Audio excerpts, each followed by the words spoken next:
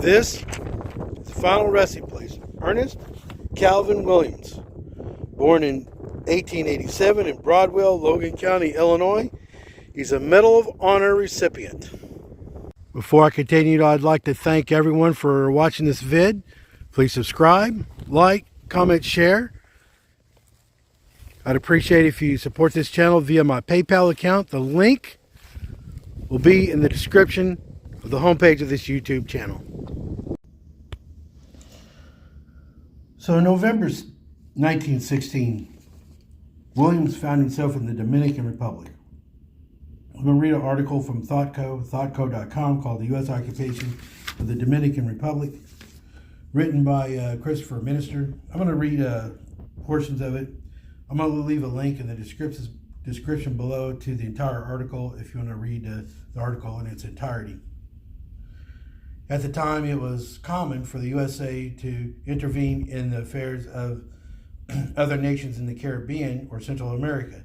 The reason was the Panama Canal.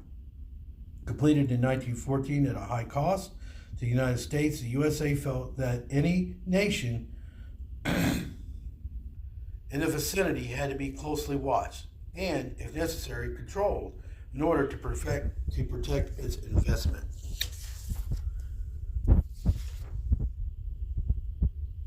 Like many Latin American nations, the Dominican Republic experienced great growing pains after independence.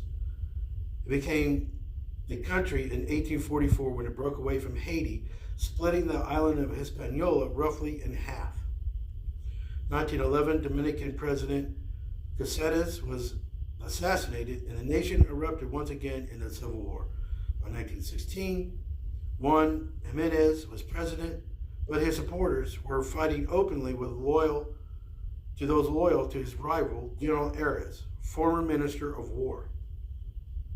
As the fighting got worse, the Americans sent Marines to occupy the nation. Jimenez did not appreciate the gesture, resigning his post rather than taking orders from the occupiers. That wasn't the end of the resistance. In November, Governor Perez, the city of San Francisco de Macoris, refused to recognize the occupying government, holed up in an old fort.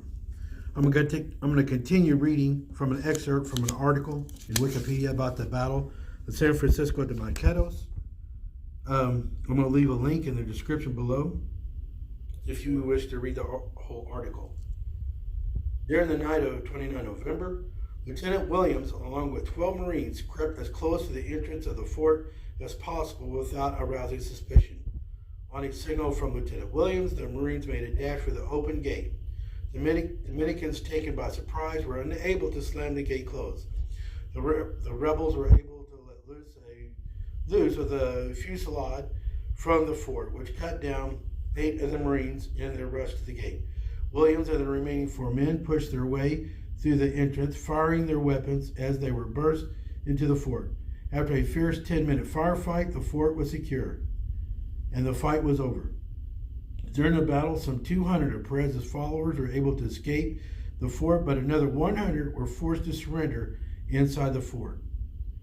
8 of the 12 U.S. Marines were wounded during the battle. Lieutenant Williams received the Medal of Honor.